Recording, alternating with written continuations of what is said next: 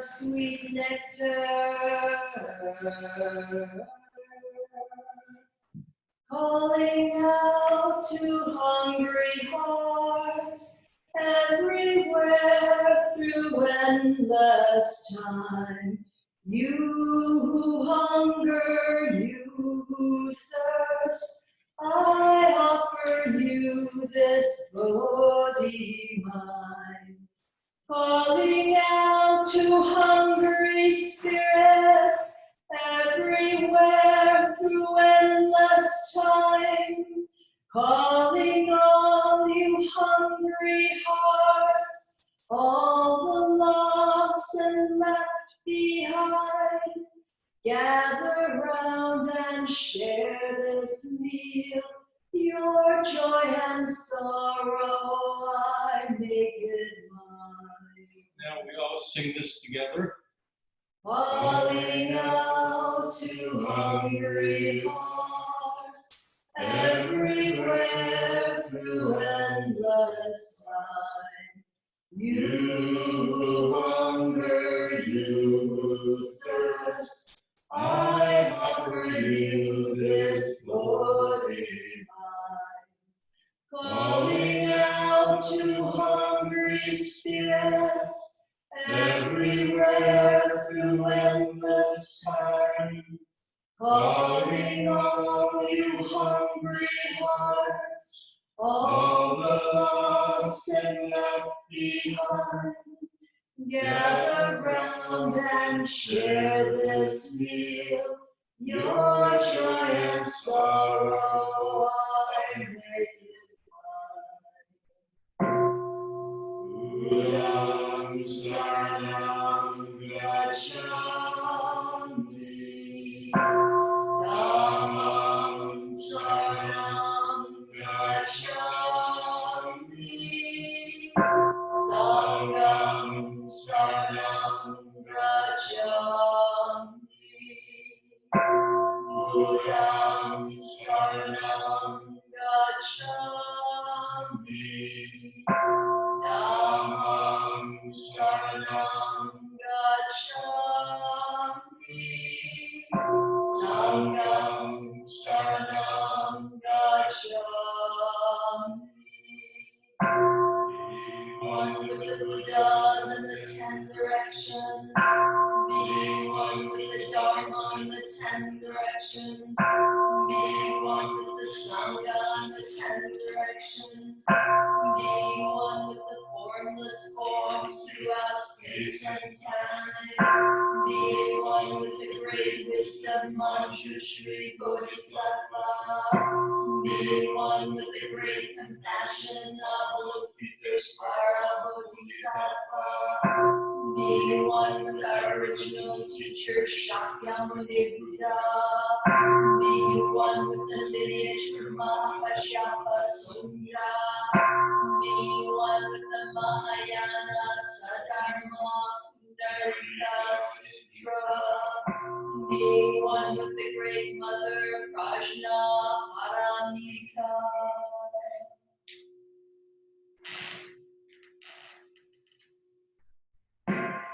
Attention.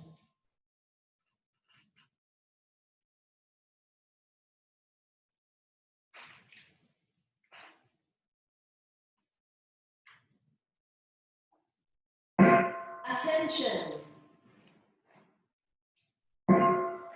Raising the Bodhi mind, the supreme meal is offered to all the hungry spirits throughout space and time, filling the smallest particle to the largest space.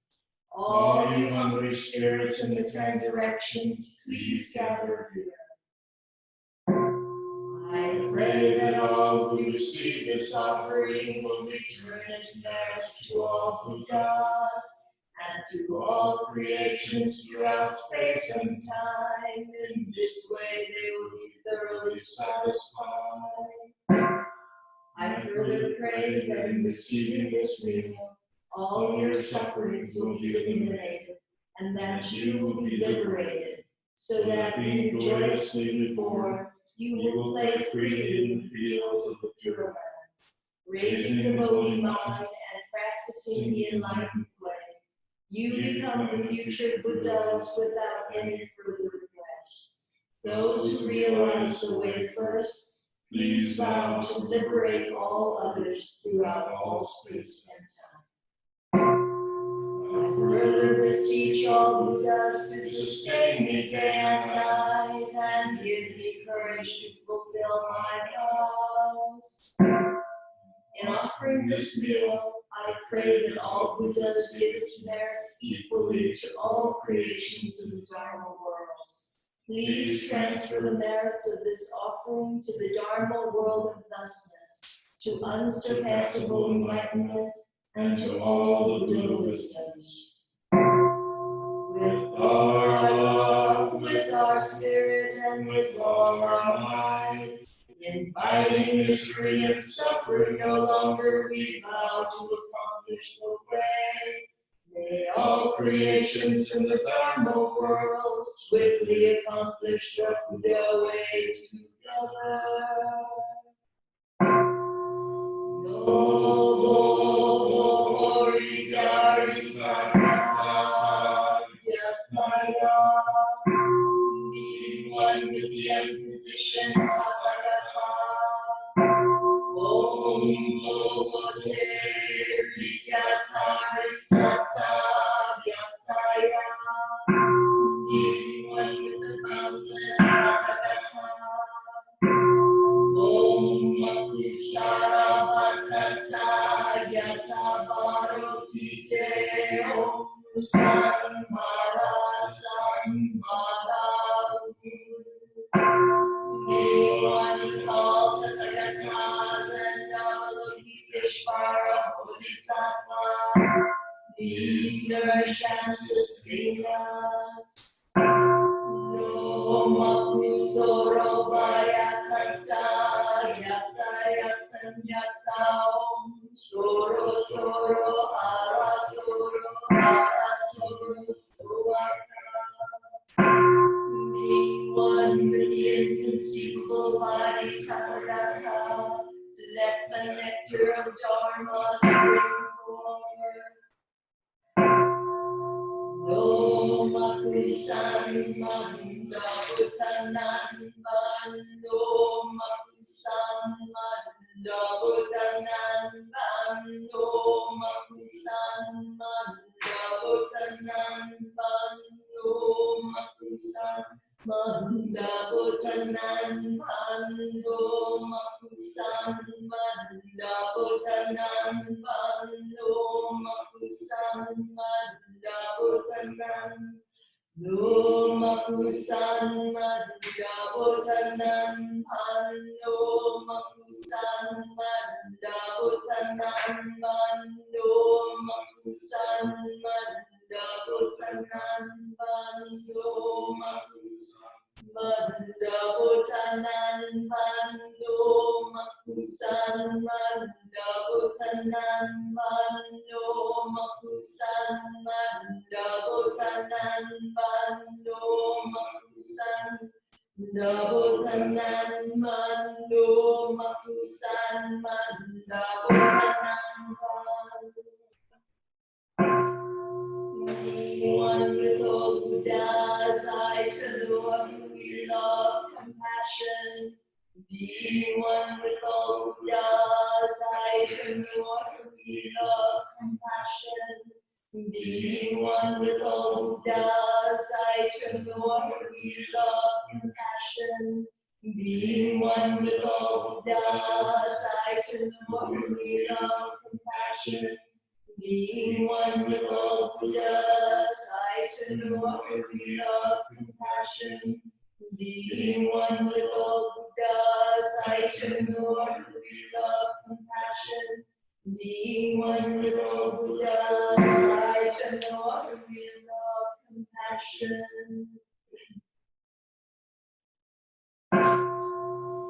Namo Nyorai no Bhagavate Harabhutaratanno Yatata Yataya Jokyan Mongo Fukuchien Manam Namo Nyorai Bhagavate Tanno Yatata Yataya Joken Hongo Fukushien Man. Being one with all Buddhas and the unifying spirit, integrating all families, wealth and wisdom are in abundance. Nam Myo Shikishin Nyorai no Upagavate Sorobaya Tata Yataya Hashuro Yoemma Soko Namyo Shikishin Yorai no Upagavate Sorobaya Tata Yataya Hashuro Yoemma Soko. Being one with all Buddhas and the livelihood spheres, extending generosity, perfection of both body and mind with you.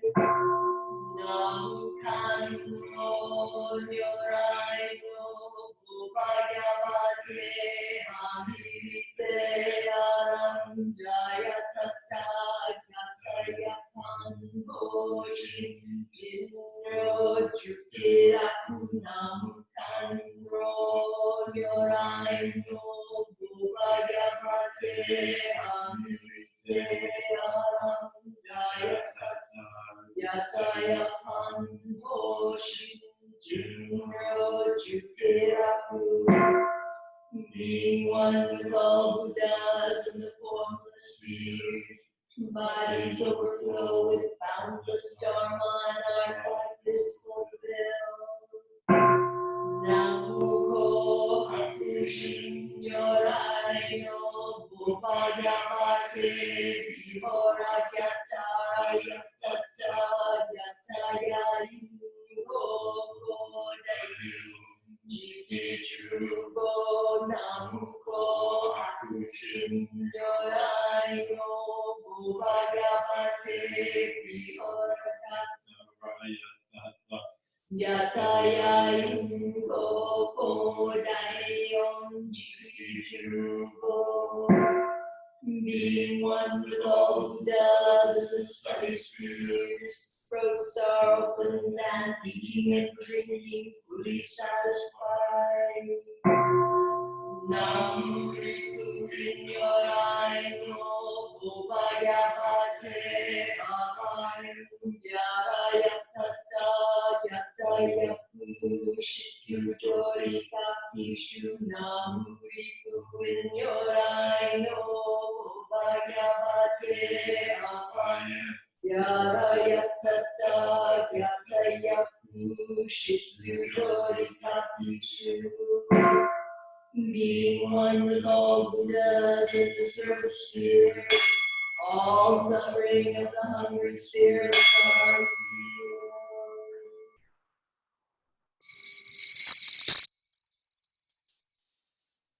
Om Bodhishi Tabodahadayami. Om Bodhishi Tabodahadayami. Om Bodhishi Tabodahadayami. Om Bodhishi Tabodahadayami. Now I have raised the holy mind. Now I have raised the holy mind. Om San Maya Satoban. Om San Maya Satoban. Om San Maya Satoban. Om San Maya Satoban. I am the Buddhas and they are me. I am the Buddhas and they are me. Yay!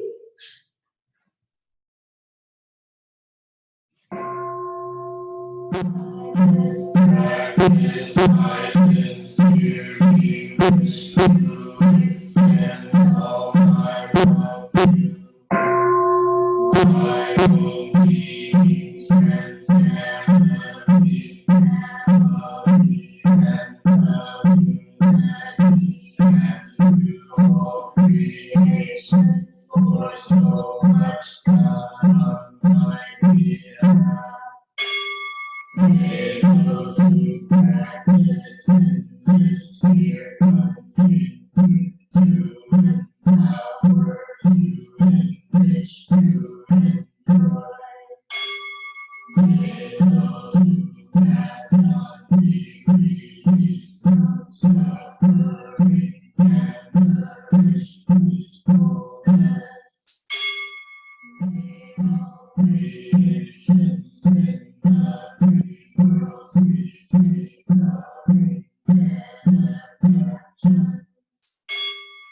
May those suffering of the three paths come to atonement and be cleansed of all. May they be liberated from samsara and arising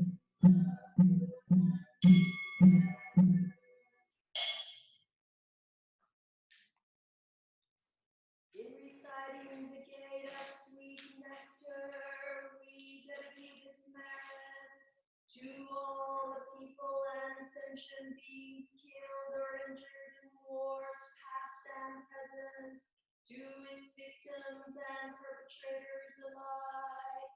We dedicate its merits to all the wars going on in our communities between humans, men and women, parents and children, the war within ourselves, to the victims and perpetrators alike.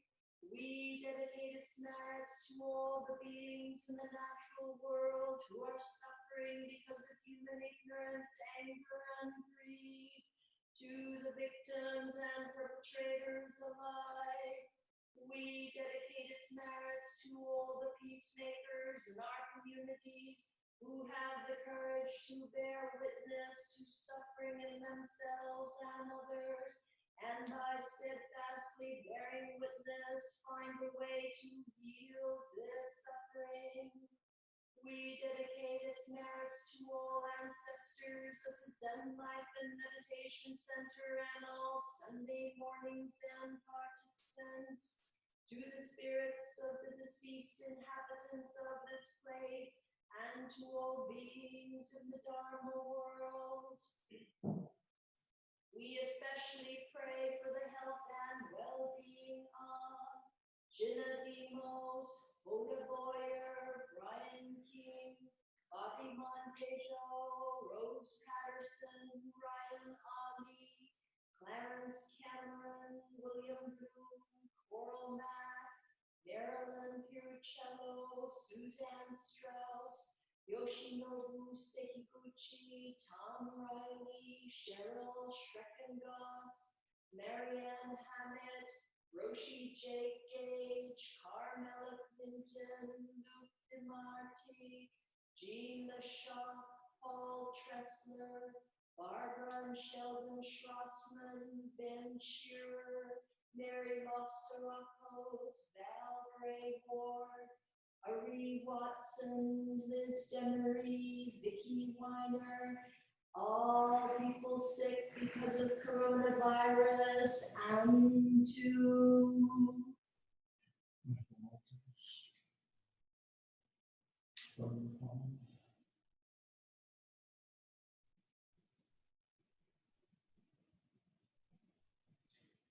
may they be serene and clear through all their ills. We dedicate the merits to those in the transition of death: Alan Malari, Pauline McMahon, Rudolfo Montes de Oca, Lee Bell, Chuck Adolph, Kathleen Doherty, David Arcega, Representative Elijah Cummins, Fumi Knox, Victor Margolin, Carmela Clinton, Joanne Scribner, Larry Zweig, Arthur Jensen, to all people who have died because of coronavirus in the US and the world, and to all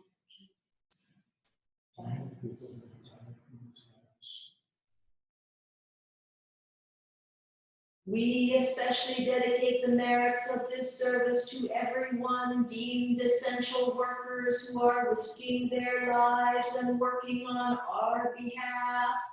Farm workers, grocery store workers, everyone in the food industry, healthcare industry, postal service, and to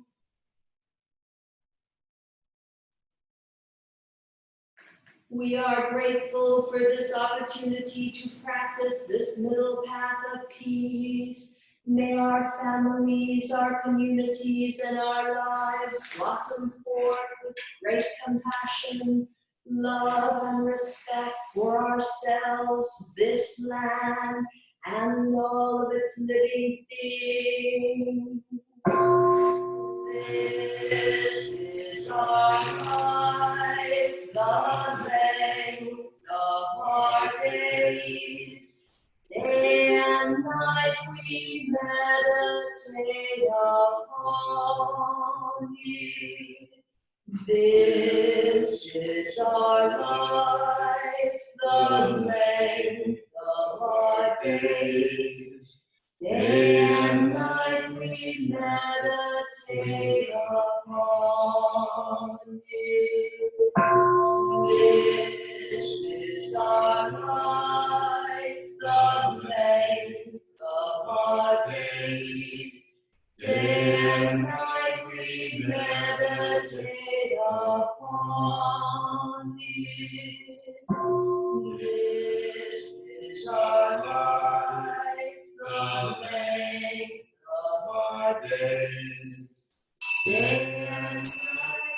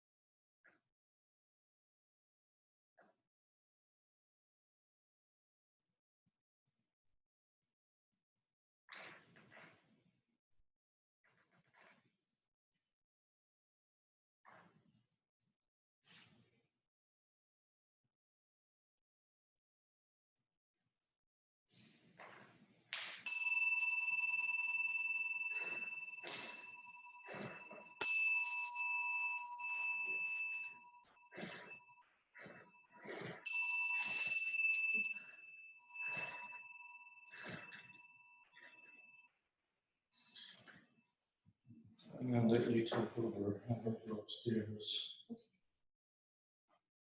So we'll take a little break and then we'll start sitting at 9:30.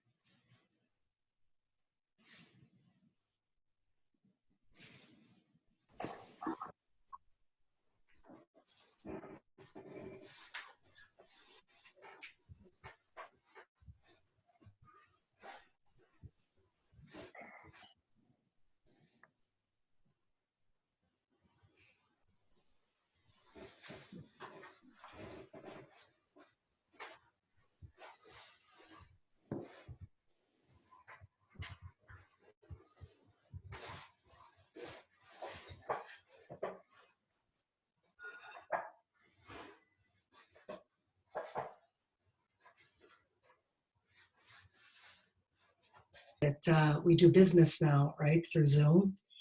And I just want to thank Roshi and Sensei for engaging in Gate of Sweet Nectar this morning.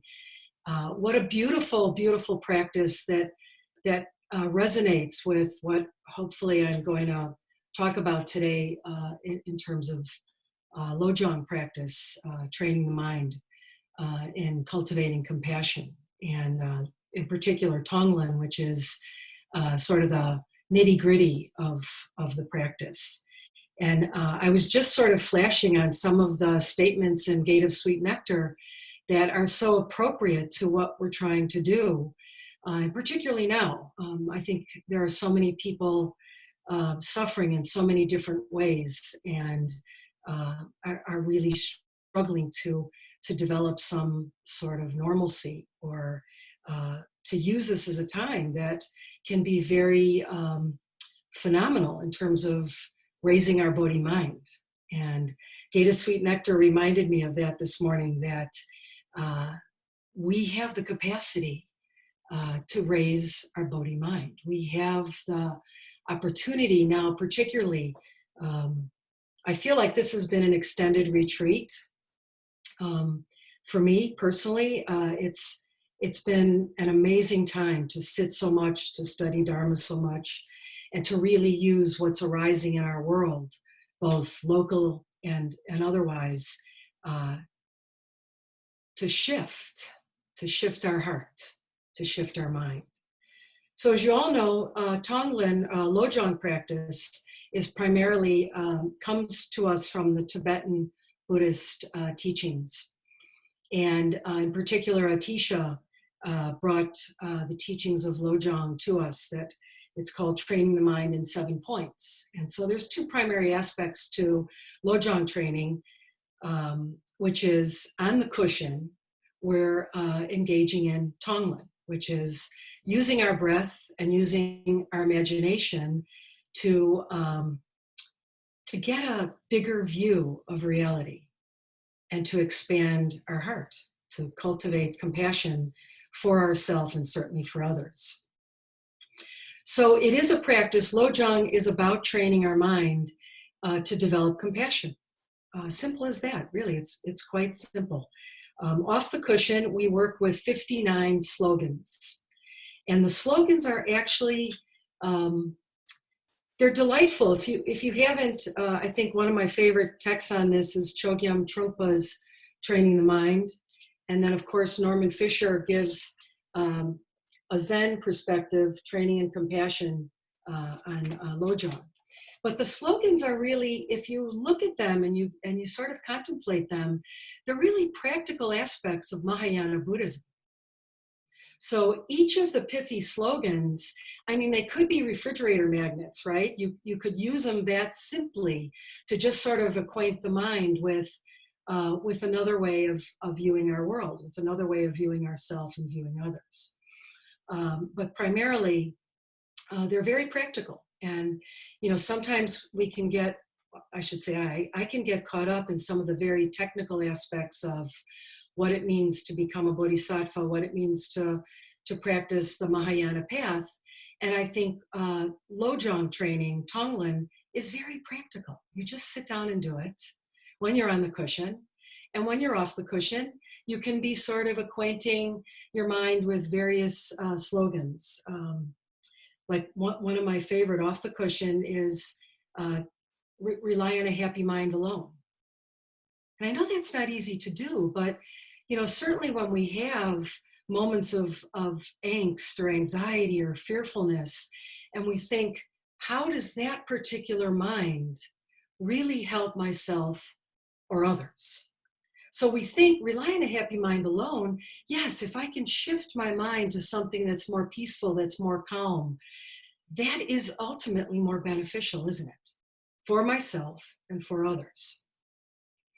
So I think one of the ways we can think about Tonglen, and there's no argument that these times are very difficult and different and unusual, but it's a very powerful way to deal with pain and loss. We're always experiencing that. Maybe now it's more acute, we're more acutely aware of what that pain feels like, both in our bodies and our minds, as we think of people that are suffering in hospitals, that have died from the coronavirus. So what I'd like to do today is just give a little bit of information, but I'd really like to spend more time in the practice aspect of Tonglen and guiding you through Tonglen for yourself, and then we'll do another meditation for others. But Tonglen is really, it's a direct reversal of our age-old habits. And we know how hard it is to get rid of habits that are not serving us anymore. They may be very gross and unskillful,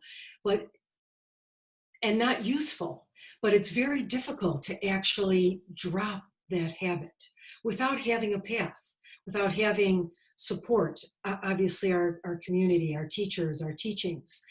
But Tonglen particularly is a direct reversal, because what it's doing, it's reversing our probably age-old habits of self-centeredness. I don't know about all of you, but when I trace back the difficulties that I have, I generally can find the places that I have been most unskillful in my speech, with my mind, with my emotions. So, one of the other 59 slogans, and I didn't like this slogan at first, till I came to think about it more and meditate on it, is drive all blames into one. So it's really about, sort of stopping the finger pointing out there. This is what's causing my trouble. This person is giving me so much stress and difficulty. If only I didn't have this situation, this person, that person. And drive all blames into one is kind of like U-turn. It's really our unskillful self-preoccupation that's virtually, it's little mind, it's big ego that wants to be right, that wants to be in charge, that wants to have the control, and that gets us into difficulty. So what Tonglen and what Tonglen particularly does on the cushion, because remember, Tonglen is using breath and imagination. And Sensei gave a wonderful Dharma talk a few weeks ago, Norman Fisher's book, The World Could Be Otherwise, talking about imagination. And Trungpa also says that imagination, it's very powerful, isn't it? If you just observe little kids in imaginative play, it's very real to them. Their play is real. Their castles, their figures, their games are very real. So as adults, we sort of get, we lose sight of how powerful our imagination is in helping us accomplish these very, very deep, powerful practices of developing compassion, developing wisdom. So Tonglen, it reverses our usual logic. Because if we're truthful, we really don't want pain. We don't want to invite pain in, certainly. It's bad enough when we have suffering and pain, but to think about inviting it in feels crazy, doesn't it? It really feels crazy. And then to give out all that we've got. So Chogyam Trungpa says, we have an inexhaustible treasure of basic goodness. We do. And we can be giving that every day in every way, through thought, through beautiful samu practice, through prayer, through our zazen. We have the inexhaustible treasure that can give. We never have to be worried that we don't have enough to give. We just simply set the intention and give. So what Tonglen is doing is it uses what seems like poison as medicine, right? So you're feeling anxious, you're feeling afraid, you're feeling sick, you've been ill. That feels like poison, but we're using it as medicine. We're using it to really develop our compassion, to expand our compassion. It's not to say we don't have compassion now, of course we do, but we want our compassion to be big enough and deep enough that it can hold the pain of the world, that it can hold the suffering of ourselves and others. And that may seem like an impossible task. We chant that in our 4 Bodhisattva vows, don't we? But again, we use our breath and imagination. That's available to us. We don't have to go on and order anything from Amazon. We have our breath, we have imagination. We just need to be sort of taught in maybe some of the basic skills of Tonglen practice, work with the slogans however you wish, but we're big enough to hold that pain. I want to read something from Chogyam Trungpa's book, Training the Mind, because I think this shows that it's not that we're developing some other skill set, but he's saying, you know, when we're practicing Lojong, when we're practicing Tonglen, it's not, we're really trying to suspend judgment. What's right, what's wrong? Usually we get so caught up in that in our practices, don't we? Like, am I doing it right? Am I doing it good enough? Is this really going to help others? So Trungpa says, there's a beautiful paragraph where he said, there is no notion of moral battlefield in which we ward off evil and fight for the right. The traditional Buddhist image for compassion is that of the sun, which shines beneficently and equally on all. It is the sun's nature to shine. There is no struggle. Likewise, compassion is a natural human activity once the veils and obstacles to its expression are removed. So I think that's beautiful that we think about it as it's our natural endowment. We have compassion already. We're really just trying to expand it and to introduce ourselves to the unlimited spaciousness of emptiness. You know, sometimes we can get a little bogged down. I can a little bogged down in what that means, what that's like. And I think when we practice Lojong and we start to feel our capacity expanding, our heart expanding, we start to see others in this way that feels very beautiful, because we're taking others in. We're, you know, Avalokiteshvara, one of the beautiful images of Avalokiteshvara is that she hears the cries of the world. So you often sometimes see Avalokiteshvara with four arms, or you sometimes see Avalokiteshvara with 1,000 hands, 1,000 arms, and each one representing the capacity to immediately help others. So Norman Fisher says in his book, Training in Compassion, that usually in our Zen practice, when we're sitting Zazen, we're trying not to get caught practicing some special technique. So sometimes Lojong, Tonglen, they are techniques. There is a technique to them. But Norman Fisher said, we're really trying to hold it very lightly. And don't worry too much about the details.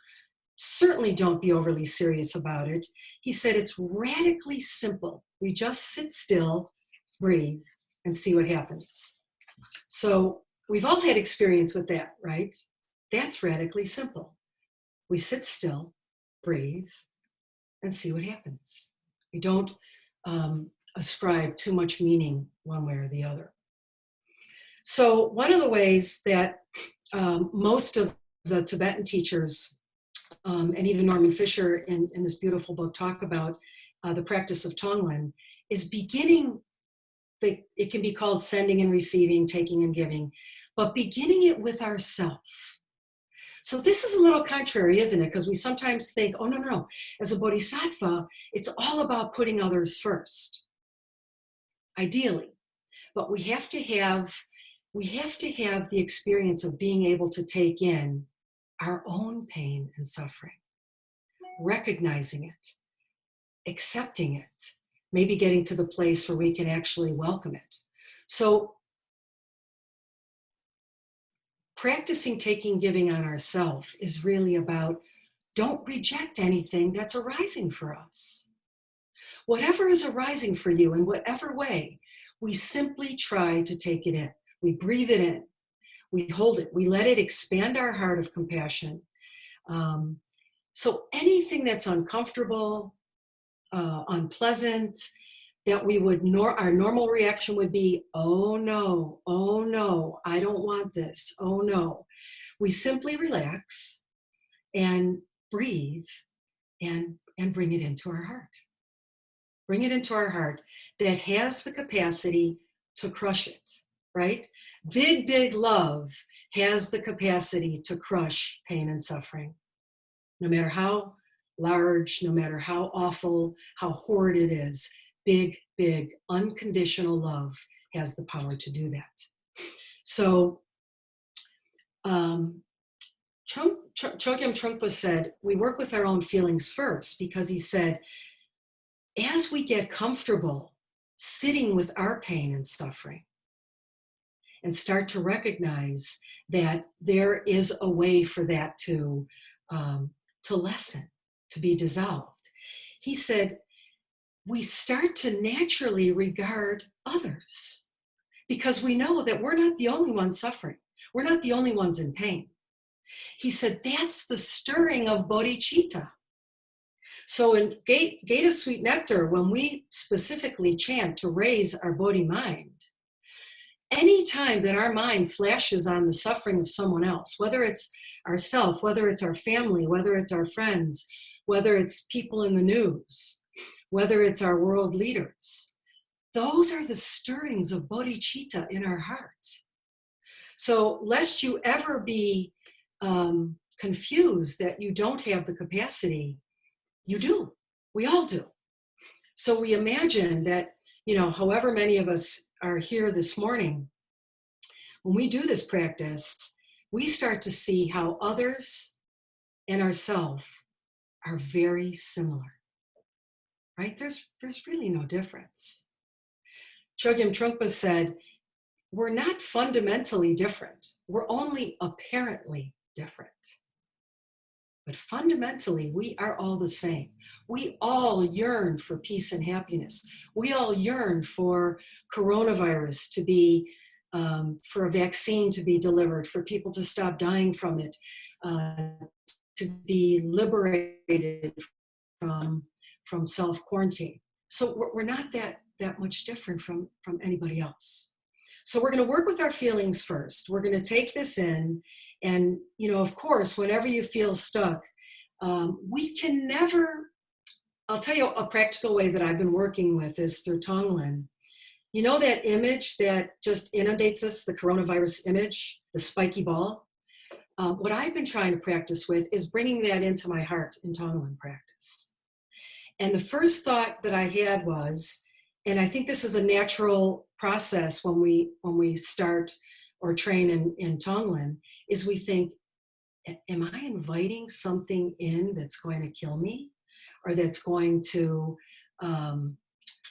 give me some difficulties? And Chogyam Trungpa says, no, of course not. We can't catch anything through inviting it in an imagination. That's our small mind. That's our ego saying, no, pain and suffering is too scary. I want to just keep the status quo of my life. So however you want to work with this, it's really up to you. But we begin by breathing in something deeply personal that we have been struggling with. Maybe we've struggled with it today, this morning, yesterday. So I'm going to invite you to do that as I take you through the meditation. But the degree that you can open to your own discomfort is the degree that you're going to be able to open to others. So we're not really being selfish when we have this practice focused on self. Begin the practice of taking and giving with yourself. That's actually one of the 59 slogans. So there's wisdom behind it, right? I'm not, just making that up so that I can be focused on what I need and want. There's Buddhist wisdom behind that we begin the process with ourselves. So we just remember, we're breathing in pain, we're breathing in difficulty, and we're sending out kindness. So we can do this in many different ways. We can send out tangible things. We can send out health. We can send out masks. We can send out food. We can send out money. We can send out resources. We can send out love. We just send out aspects of goodness, of kindness, and we breathe in the pain and suffering. Now, oftentimes there's different images, which I'll take you through, but we first start when we sit to try to arouse Bodhi mind.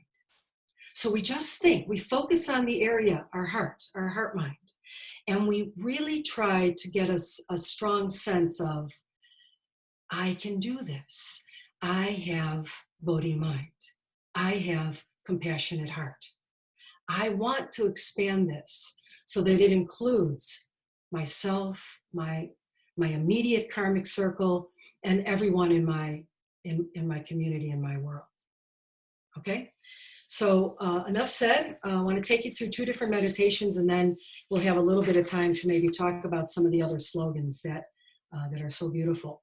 So please get a comfortable position.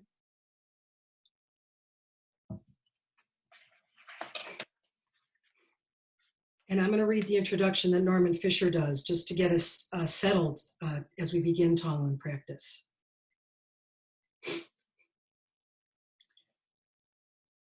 So we can quickly flash on bodhicitta, which means awakened heart mind, expansive heart, spacious heart.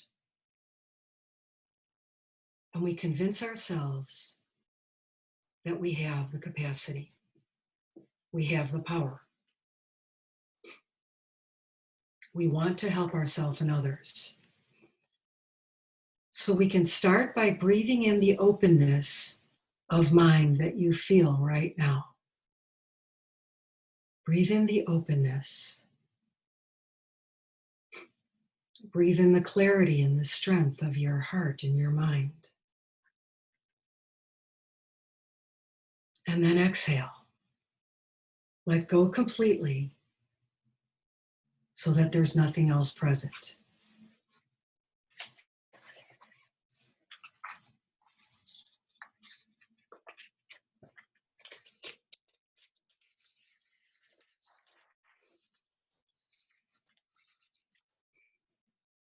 And now we're going to work with some texture. And as we breathe in, we imagine that we're breathing in feelings of heat, darkness, heaviness, claustrophobia, anxiety, whatever is particular to us today, this morning.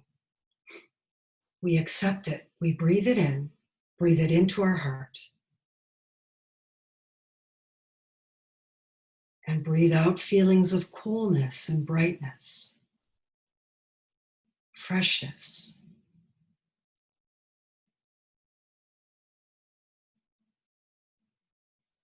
Breathe in whatever pain you're feeling, anxiety, fear. Imagine that it's present in front of you and you breathe it into your heart, where your heart is big enough to dissolve it into emptiness, to transcend it. And breathe out feelings of coolness and brightness and light.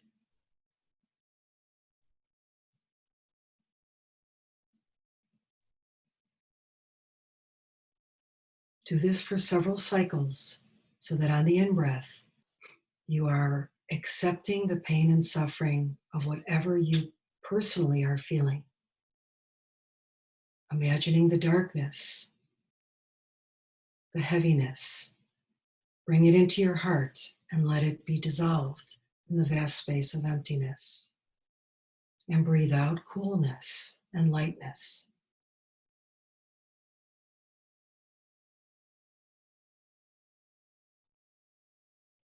Do this for several cycles of breath.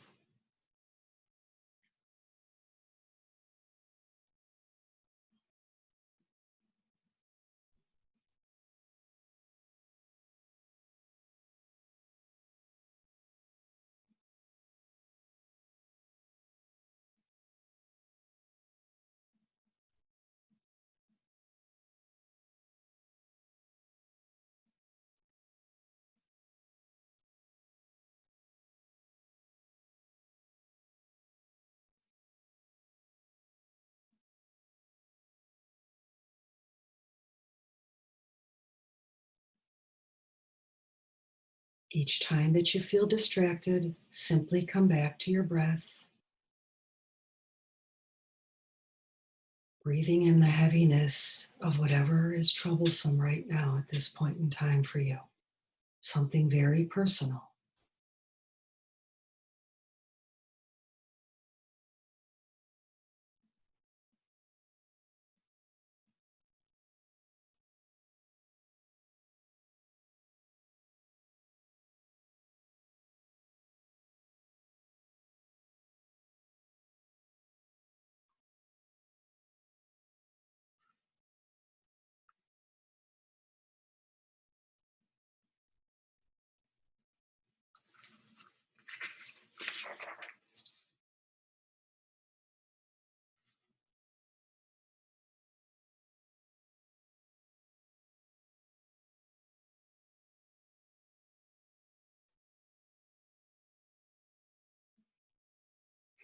Strongly believe that your heart of compassion, your Bodhi mind, is very powerful and very present and can withstand all the pain and suffering there is.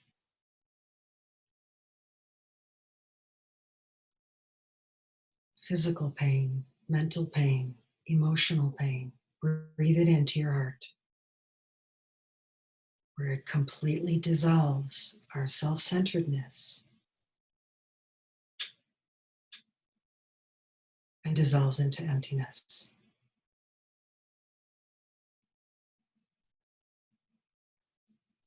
Breathe out relief, coolness, lightness.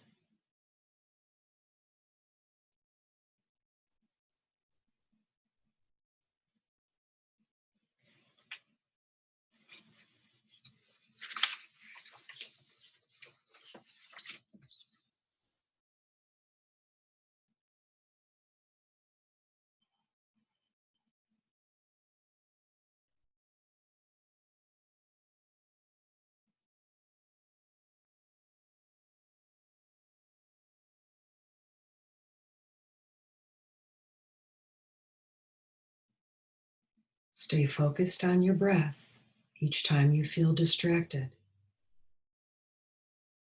Make this very personal, a situation that you're struggling with right now.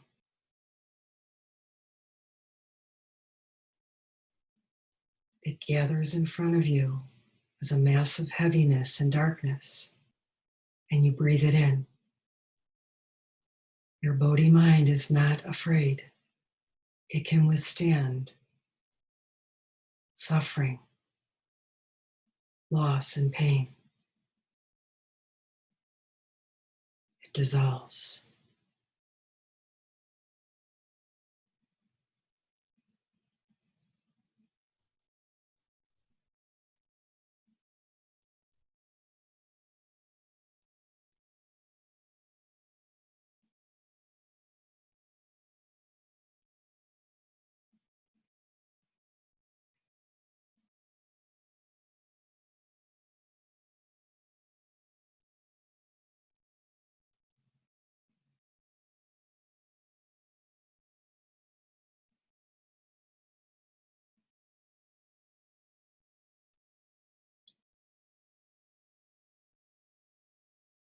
If anything makes you feel uncomfortable as you do this, breathe that in as well. Accept everything as fully as you can. Bring it into your heart, recognizing the stirrings of bodhicitta and our capacity to deepen our love and compassion in unimaginable ways.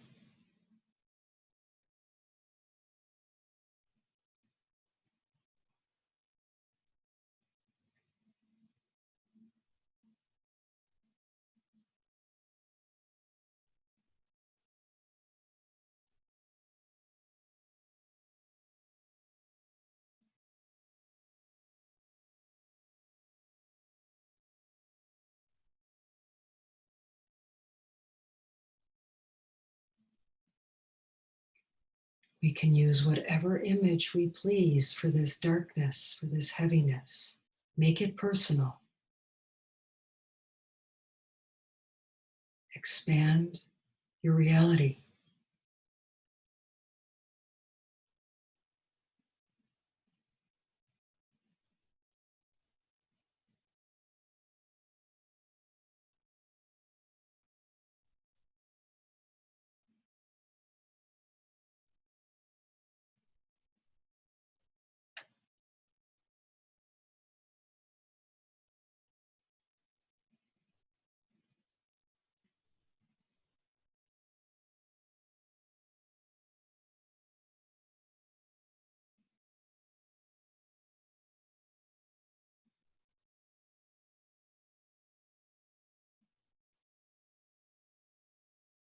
If you notice any tightness in your body, breathe it in. Bring it into your heart of compassion, your Bodhi mind. Let it dissolve into the vast spaciousness of unobservable compassion. And breathe out relief, goodness, lightness.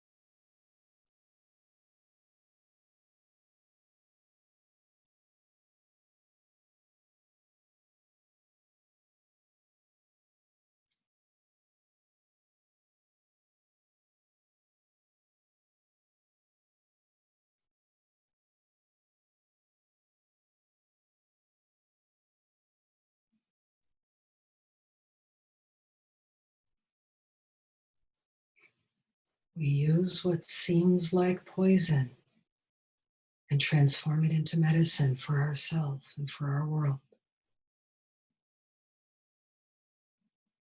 Welcome it, accept it deeply into your heart of compassion.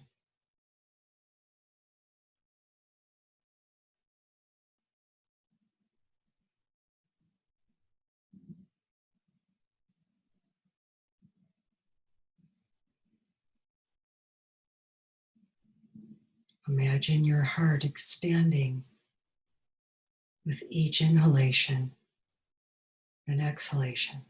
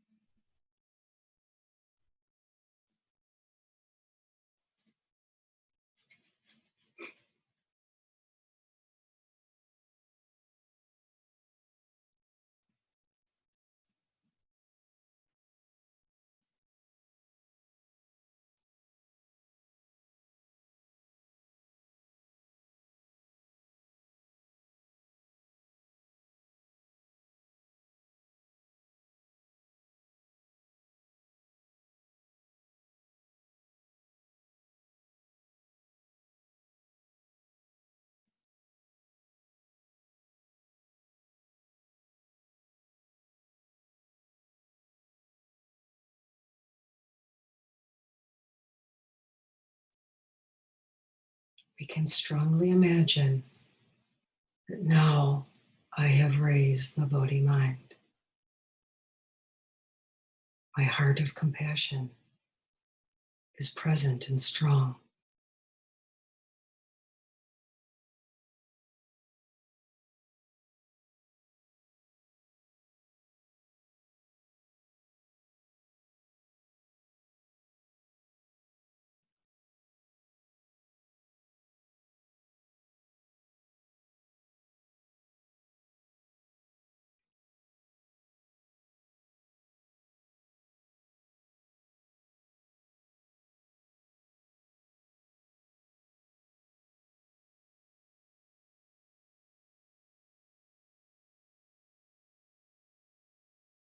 And now we can take a moment and think of someone else in your world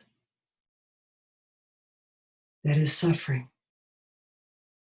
It can be someone very specific, or it can be something general. Bring to mind the suffering, the pain, or the loss of another.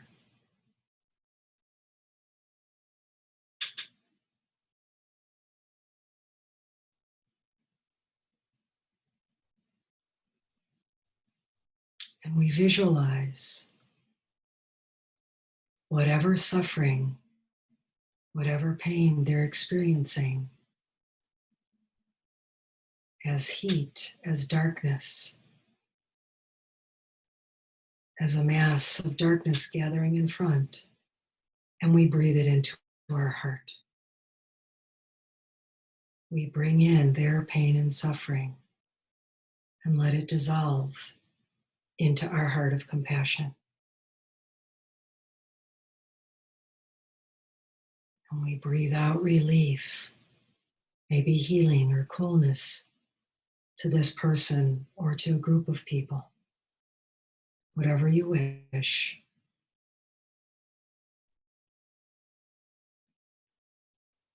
Make it personal and make it real. So we strongly imagine taking in their pain and giving our goodness, our lightness, our love, our kindness.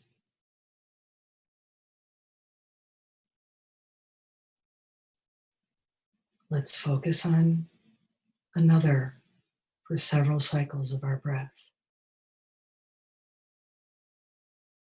Make it real for you.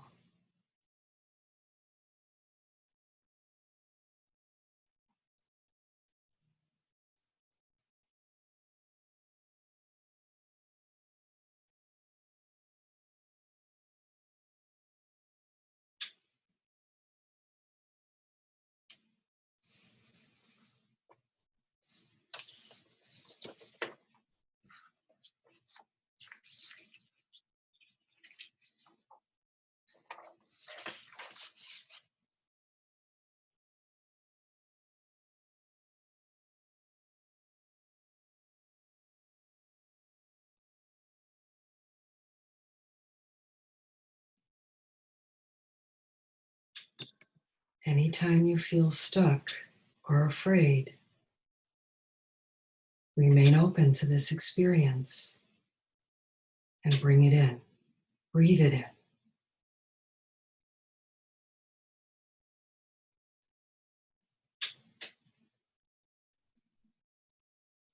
The compassion at our heart can dissolve it into emptiness. And we can give all of our goodness, all of our kindness.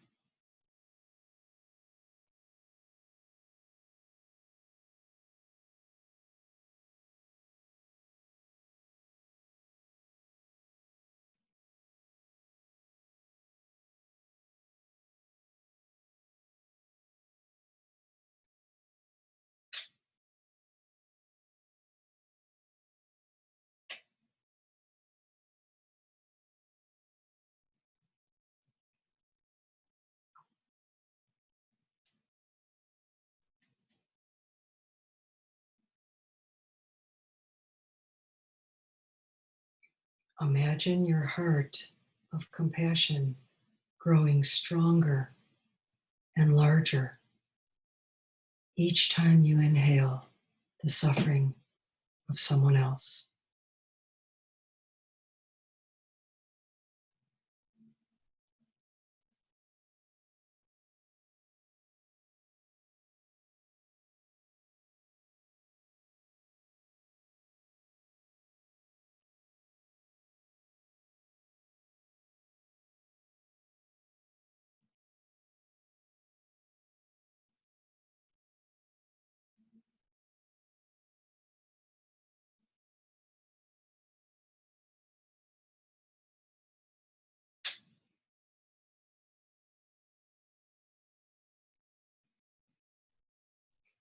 can feel deeply connected to whoever or whomever we're visualizing.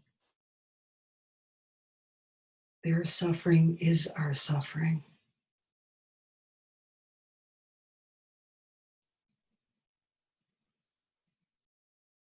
Their happiness is our happiness.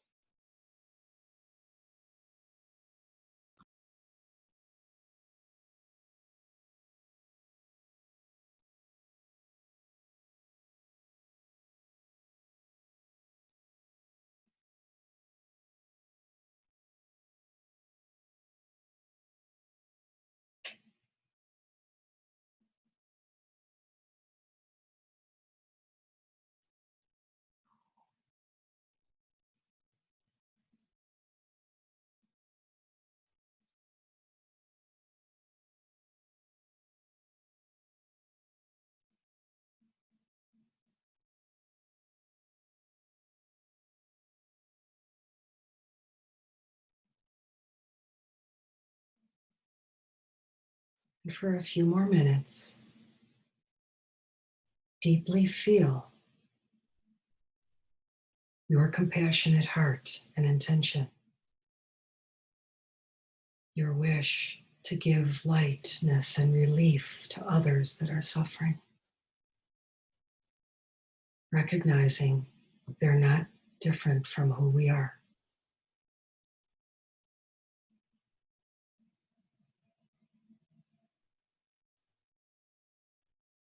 Breathe in their pain deeply. Breathe out your love just as strongly.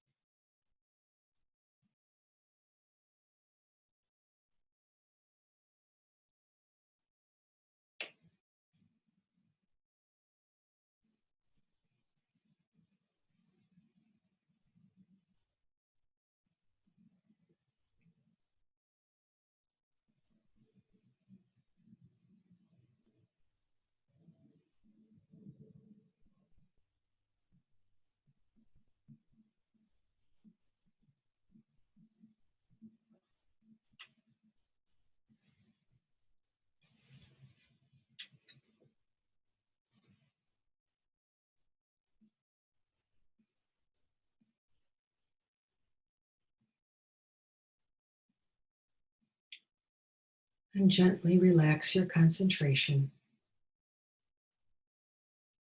Allow your breathing to feel gentle and normal. And we can develop a sense of gratitude for this practice,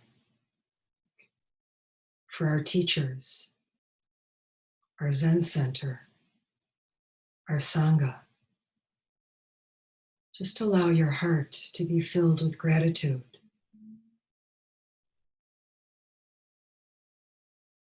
With joy.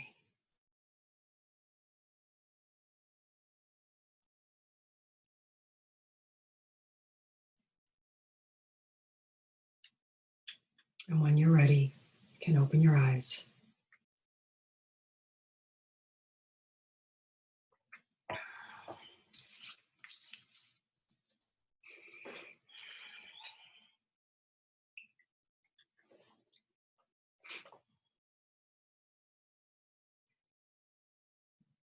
So I'd like to see if anybody has any comments or questions or what this experience was like for you.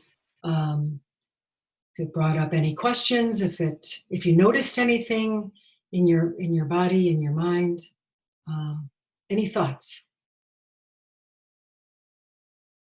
And I guess you'll have to unmute yourself. I don't think I have the power to unmute you. Yeah, I can unmute, and I see Okay. there's you could use that the chat or the participants actually to raise your hand, maybe. Oh. Anyway, you could just raise your or unmute yourself and speak. Okay. Hi, I'm Libby, and I thank you so much for the teaching today. It was very welcomed, and I felt a great, I can only call it an elasticity in my heart, where it felt like it really expanded. And the more, it's almost like the pain fed that and made it bigger and more, like you, I think you used the word buoyant. So there was an actual physicality to it that I had not expected. So thank you so much.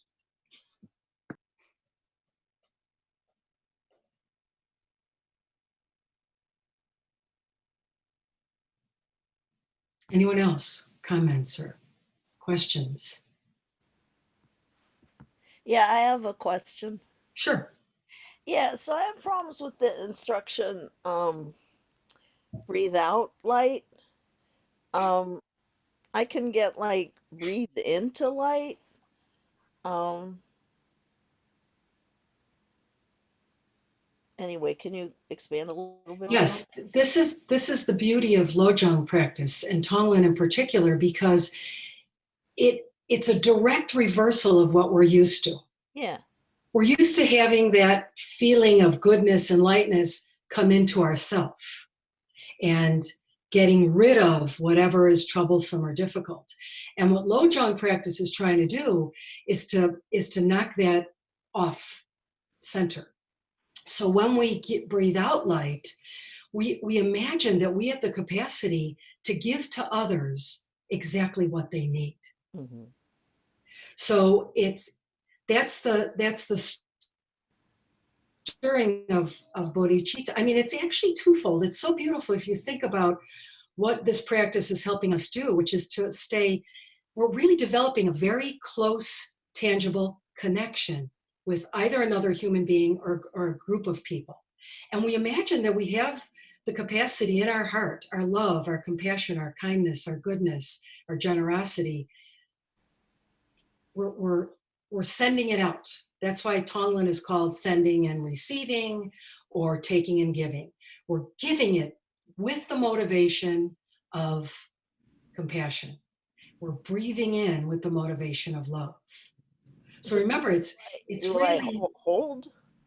pardon? When I'm breathing in pain, do I hold my breath until I feel it transmuting to something I else? think the more that you practice it, it feels natural. Like you want it to sort of feel natural on your in and out breath.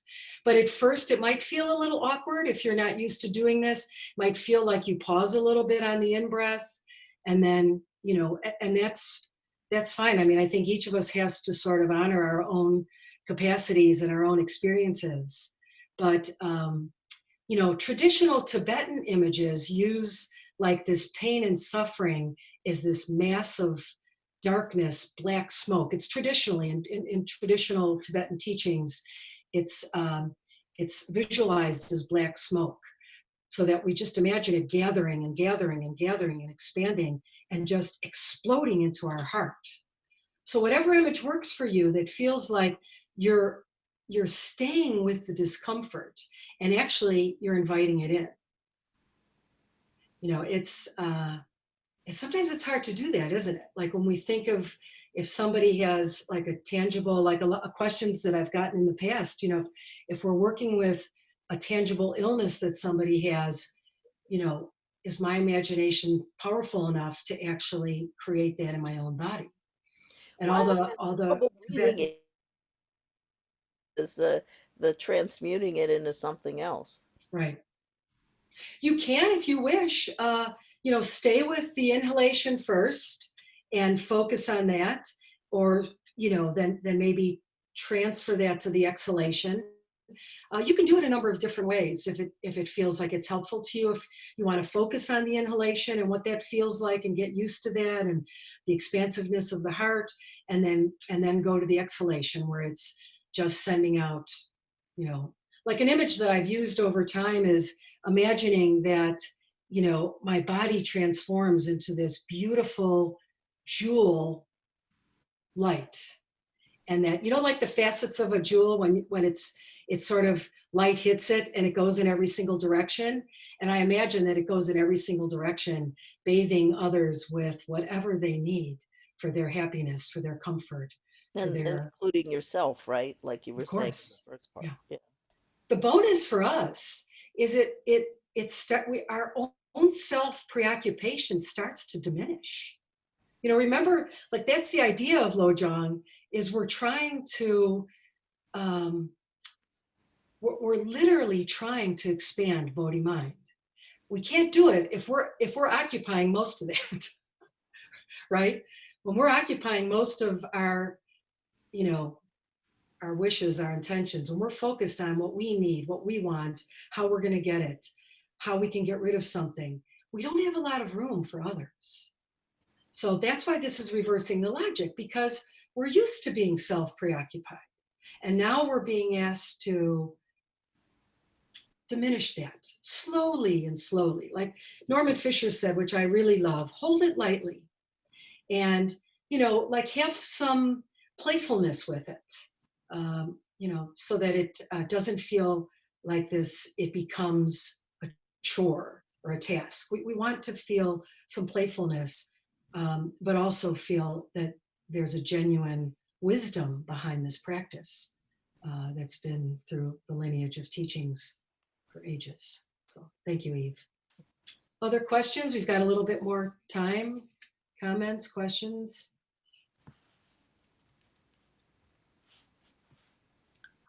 Hi, this is Erin.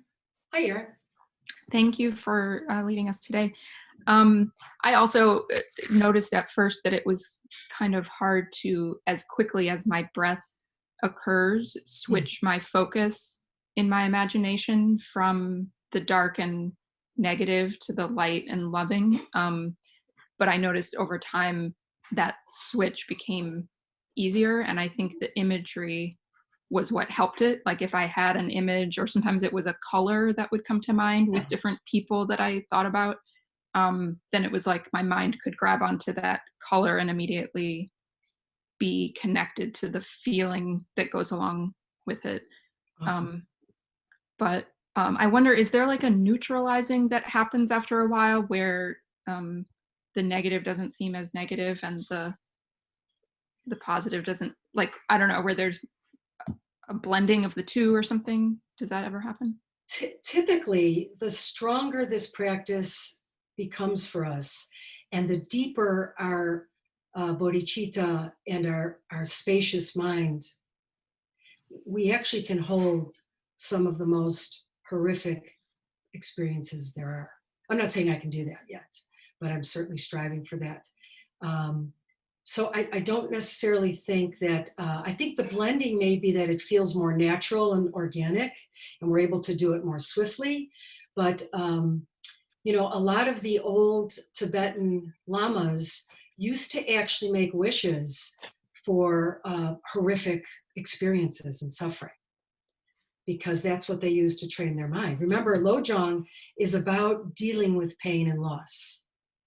And we know that, unfortunately, that's all too predominant in our world, isn't it? But good question. And I like what you did about making it playful and sort of making it your own. You know, I think we're guided by some of the structure of it, but like what Norman Fisher said, you know, in our Zen practice, you know, we're not trying to get really serious and say, oops, I forgot to make it this ball of darkness, like whatever, just kind of notice for yourself what occurs, what arises, what happens, what your tendencies are when it starts to feel uncomfortable, and just remain committed to bringing that in. You know, like everything, even with our practice of sitting, you know, we have to do it over time, and get very familiar with it. It's one of the strengths of Buddhism. Our power of familiarity really allows things to really take hold, doesn't it? So I know we've got it. Yes, Shishin.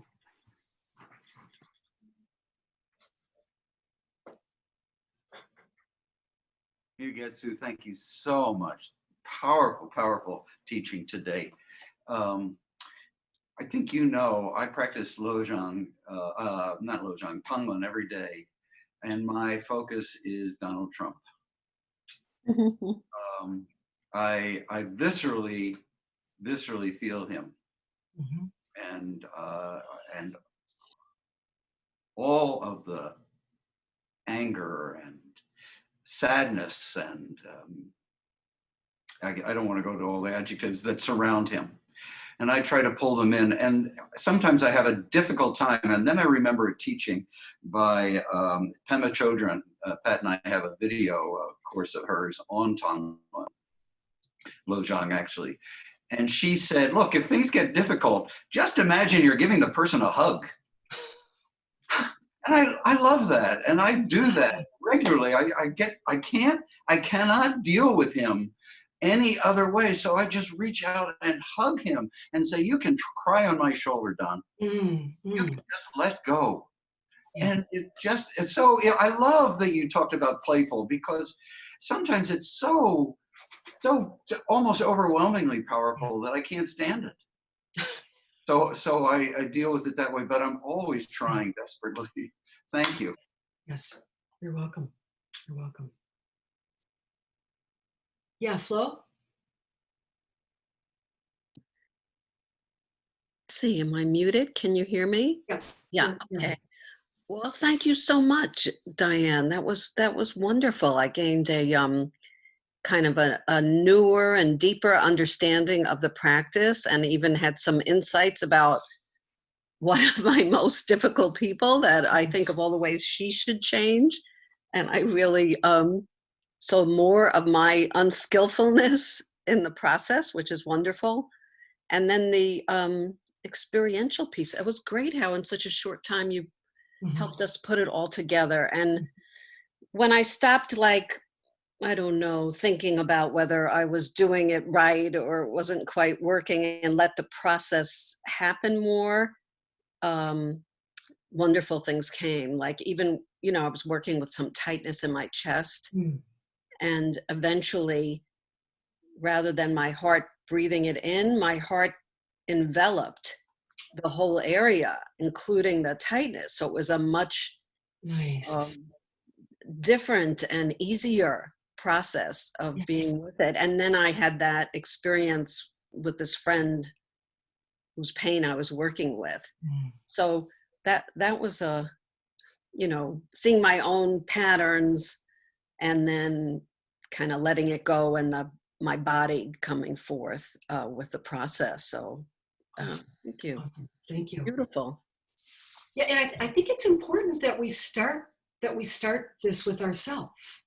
You can see, that if we jump off too fast to, well, it's about others, like we think that we are a Mahayana path, which means we're serving others, benefiting others, but we, self-compassion and being able to practice Tonglen from our own side is extremely important. You see how it really changes the landscape of our mind and of our heart. And we can do it anytime. I mean, it can be, it can be done quickly. It can be done when, I'll do it when I first sit down, to sit, or I'll do it at the end of Zazen, or I'll do it, if I see something disturbing on the news, you can do it in all formats. I mean, I think that's the beauty of imagination, is that it can take many forms, that we can do it in ways that feel playful, that feel joyful, and that actually bring about a shift. A shift occurs the more that we do it. And we know this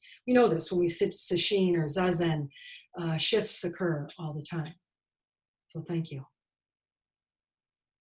So if you're not used to working with the slogans, sometimes they're in very different formats. Chogyam Trungpa has some, Pema Chodron has slogans, Norman Fisher reworked the slogans, whatever really sort of resonates with you. But the slogans are kind of your off the cushion practice. So what I've done over the years is, rather than, systematically go through 1, 2, 3, 4, all the way up to 59, just kind of focus on 1 or 2 that seem to make sense for you right now in your world. Memorize it, maybe read a little commentary about it, and then see how it serves you in the course of your day. You know, when darker minds arise, you know, the slogans are meant to, they're the practical expression of Mahayana Buddhism, because it helps us stop what we're doing, see the focus on ourselves as not really being helpful in this moment, and then let go. It's really a process of letting go, isn't it? Everything we're doing. Well, thank you all for attending virtually. It's been a pleasure to be here with you and to share Sangha, you know, Sanghaship with everyone. So thank you. I hope it serves all of you well. Thank you, Diane. Thank you. Have a great week, everybody. Thank you so much. Diane. Thank you. Thank you. For the circle, if everyone will log out and then come back using the link that was sent Bye, yesterday. everybody. Be well.